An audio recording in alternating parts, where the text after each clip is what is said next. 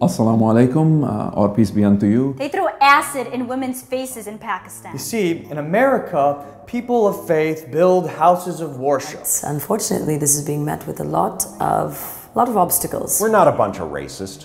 We're patriotic Americans. So there is a proposal to build a mosque in Naperville. I don't even know if this is really a religion. This is my religion. These are my beliefs that we're talking about.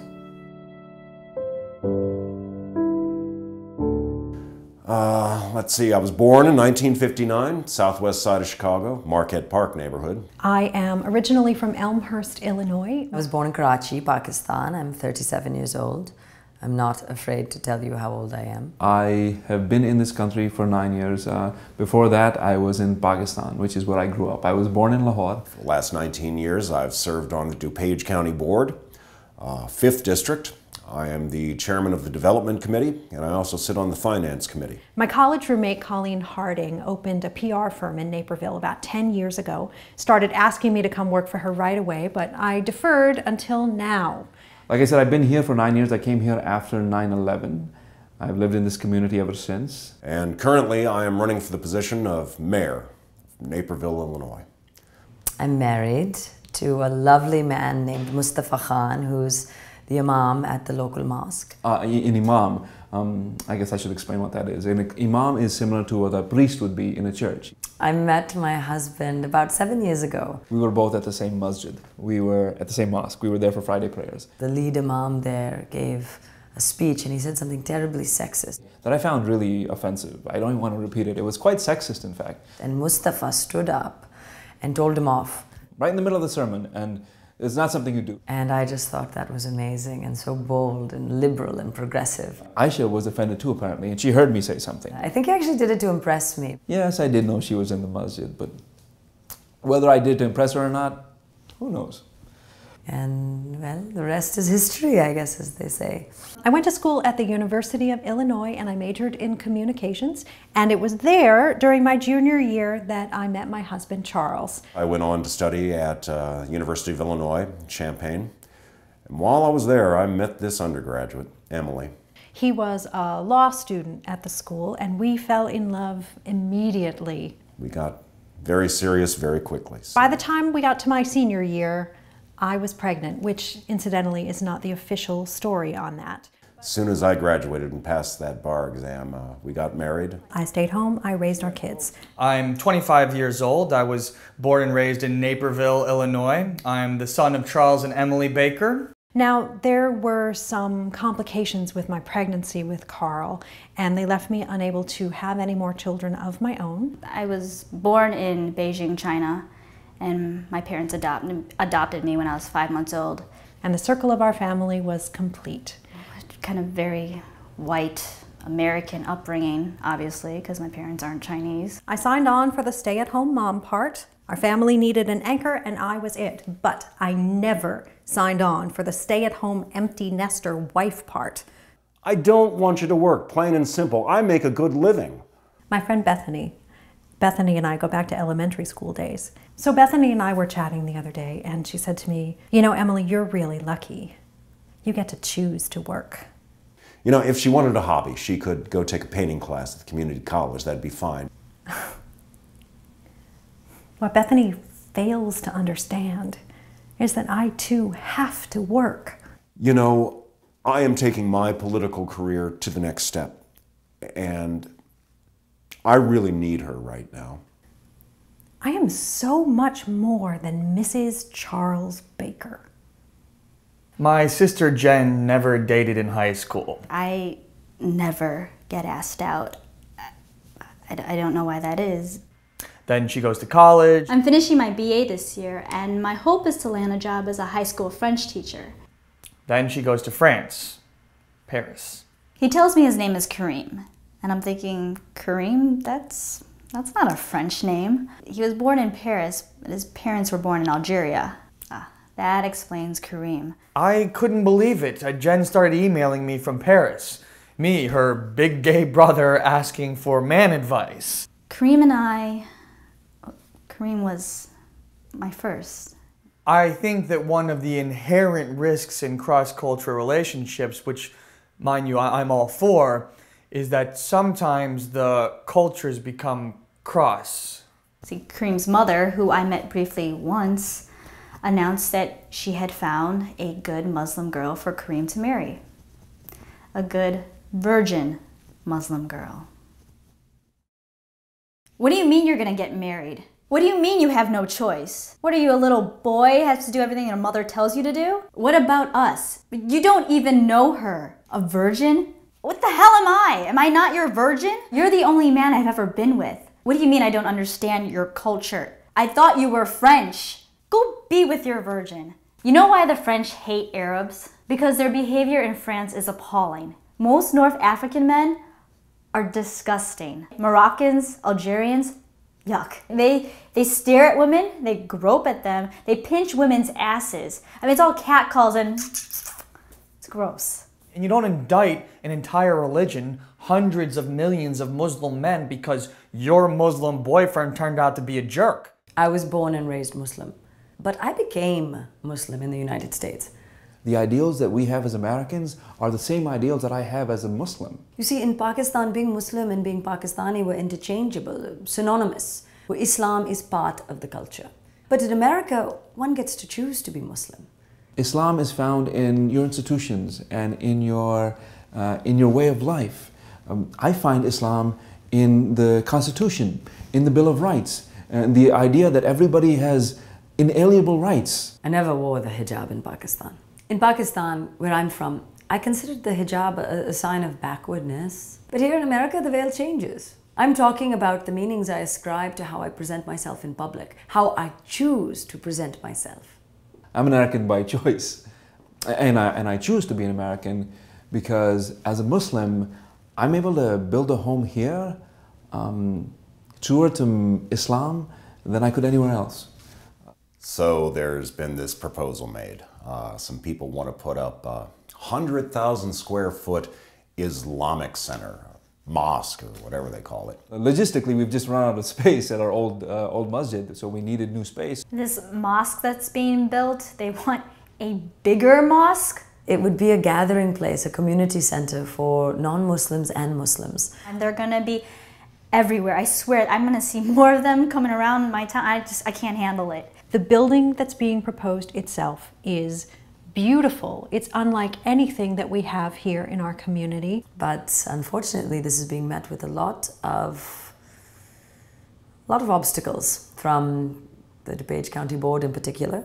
This has a lot of people concerned. It has a lot of people wondering what really the motives are behind this Islamic center. We've run into a great deal of resistance in the form of concerns about water drainage, Or zoning problems, parking congestion. noise pollution. It's going to be tax exempt. They're not going to pay any taxes. This has nothing to do with zoning or congestion. What it's really about is fear and racism. Anti-Muslim racism. We're not a bunch of racists. We're patriotic Americans. Hey folks, this is America. And in America, we have a constitution. And the Constitution has a Bill of Rights. And the Bill of Rights guarantees freedom of religion.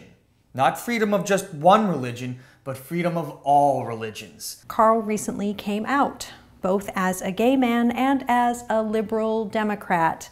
And honestly, I don't know which one of those was harder for Charles to swallow. Dad, I'm a liberal. I'm a progressive, Dad. Dad, I think I may have some Marxist tendencies. You know what? Scratch that, Dad. I think I'm leaning more anarchist. Dad, I'm a feminist. Dad, I'm gay. Yep, that's right, Dad. I'm a queer. Truth be told, I have a much bigger problem with Carl being a liberal than I do with him being gay. We are a Republican family. Dad, come on. Deep down, you're not one of them. And there's always a flavor of the month with liberals. This month, it's Muslims. If we believe that we are a nation of laws, if we believe that U.S. citizenship is worthy of the ideals it promotes, then we believe that Muslims have the right to build as many mosques as they like. I wonder how much Muslims care about gays, Carl. Imam Mustafa, you do know I'm gay, right? I had heard. It's not a problem for you, is it? No, of course not. If a young member of your congregation were to come to you and tell you he's gay, what Yeah, would look, you... the masjid, the mosque, it belongs to the community. Okay, it's where we gather to commune with Allah. And if you're gay, are you also welcome to commune with Allah? That's between the individual and his creator. I don't defend Muslims in spite of my being a gay man. I defend the rights of Muslims in part because I'm a gay man. Because I know what it's like to be scapegoated. I know what it feels like to be hated and despised. Yes, it can be stressful. I'm not just some head pharmacist at your neighborhood Walgreens. I'm an observant Muslim woman who wears the hijab. And that fact, quite sadly, creates a stir for some in this town. You know what the veil is? It's a vagina tax. It's the penalty Muslim women pay for being born with a vagina. The hijab is a statement against racism, against sexism, against war and imperialism. It's my spirituality, my connection to God, my progressive politics, my feminism, all rolled into one. Okay, we are talking serious case of Stockholm Syndrome. The hijab reminds me that I am a Muslim woman. If the hijab reminds you of anything, it's that men only view you as a sex object, and that the only way that men can control their animalistic ways is to keep you covered up. It sounds to me like Muslim men should be the ones wearing veils over their dicks. I'm not interested in anything she has to say. I do not engage her or her parents. The Bakers, they're just this family of illiterates and bigots. That woman offends me deeply. She walks around Naperville wearing one of those hijabs, those headscarves. She scares people, and apparently that's her right. And it gets worse. She's the head pharmacist at a Walgreens a mile from our house. You think for 1 minute I'd let someone like that handle my family's prescriptions? Jen and I were at the Walgreens. I'm at work. I'm at my pharmacy. We're waiting in line to pay for some over-the-counter cough medicine. Standing there with that trophy Chinese daughter of hers, whom she trots around like some sort of oriental accessory. And there hanging on the wall is a photo of Ayesha Khan with the title Head Pharmacist. And I am assaulted by the wife of Naperville's #1 hate monger, Emily Baker. My dear, darling, not so tactful, occasionally downright insensitive daughter Jen takes it upon herself to blurt out rather loudly, yeah, more like head scarf pharmacist. Excuse me, Mrs. Baker, did you just insult me? Mrs. Khan, oh my God, I am so sorry. I'm as mortified as you are. Even if your daughter did say it, I wonder who she learned such things from.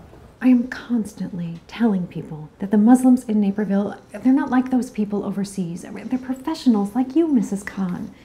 Most of you people have advanced degrees. Right, we're good for your property values. We're good for your median test scores.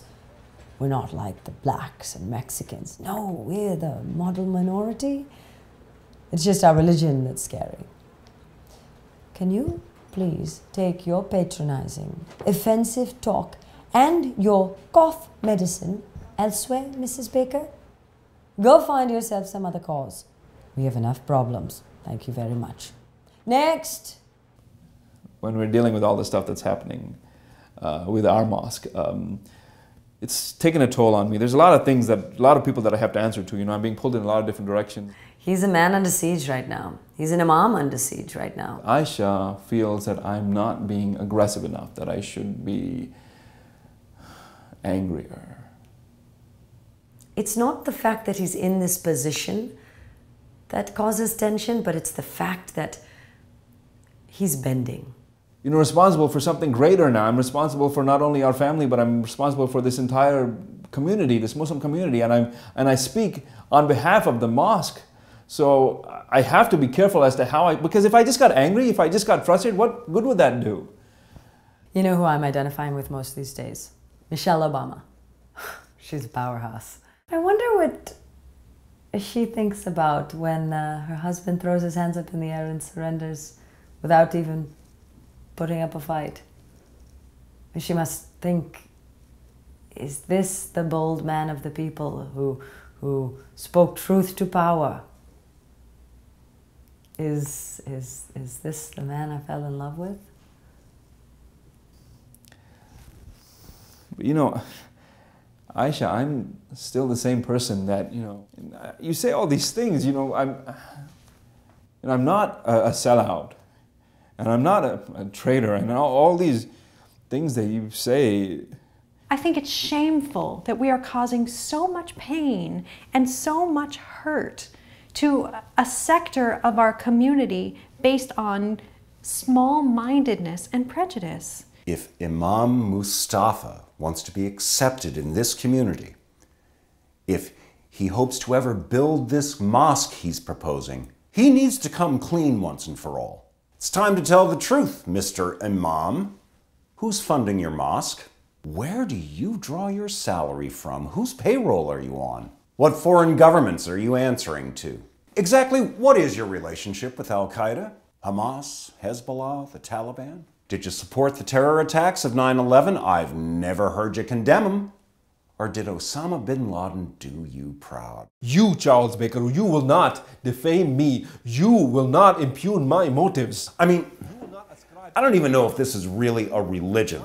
It seems more to me like it's some kind of cult, some kind of ideology. I can handle Charles Baker, and I am all too familiar with charlatans and demagogues and bigots dragging my religion through the mud. I don't like it, but I can take it. It's the so-called moderate Muslims we have to be the most worried about. Fear is a precious commodity in the GOP. Fear of people who are different from you, who look different, who believe different, who love different, speak different. Well, the communists used to put up guys just like this Mustafa. He has discovered, sadly, that fear-mongering and scapegoating Muslims plays well to a portion of our community. I deserve to be able to go to my prayer space just as much as any Buddhist or Jew or Christian or atheist even. I'll be honest with you. If this was a Christian church, I probably wouldn't have the same concerns. Charles has this whole litany of reasons he loves to recite about why to not like Muslims. You know, if there were classrooms in a Christian church, I wouldn't be concerned about anyone being taught, oh, it's okay to fly a plane into a building, or strap dynamite on your body, or cut people's hands off, or enslave women. Really, Charles? What about the wife you want to keep locked up at home? They throw acid in women's faces in Pakistan. What about that, Islam? If all I knew about Islam was what we saw on 9/11, if all I knew about Islam was what we see on the news about how men treat women in other parts of the world, then yes, I would be seriously concerned about who is living amongst us. But we are not talking about those people. We are talking about doctors, lawyers, teachers. Because I am just as much a member of this community as anybody else. I want my America back, thank you very much. To be quite honest, I think it's downright un-American for anybody to try to block this mosque from being built. The woman is an apologist. Listen to her. Ayesha Khan is a first-rate propagandist, just like her husband. And for those of you who have already decided who we are and have no interest in dialogue, let me remind you that we are tax-paying American citizens. This is our home too. We have a duty to honor and defend the country we were born in. The country our ancestors built. The country they bequeathed to us. He is doing the right thing. He is opposing this mosque. This is my religion. These are my beliefs that we're talking about. It's not some empty slogan. I really believe it. The arc of American history bends towards justice. Or as Winston Churchill said, the Americans will always do the right thing after they've exhausted all the alternatives.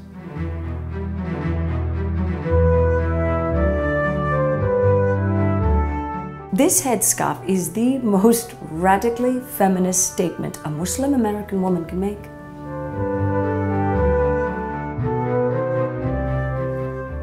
You will not call me a terrorist.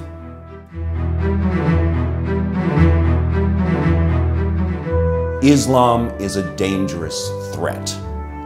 It's no time to get... No family is perfect, and that applies to the Baker family as well. My husband... Being an American means that I'm part of something dynamic, evolutionary, a work in progress.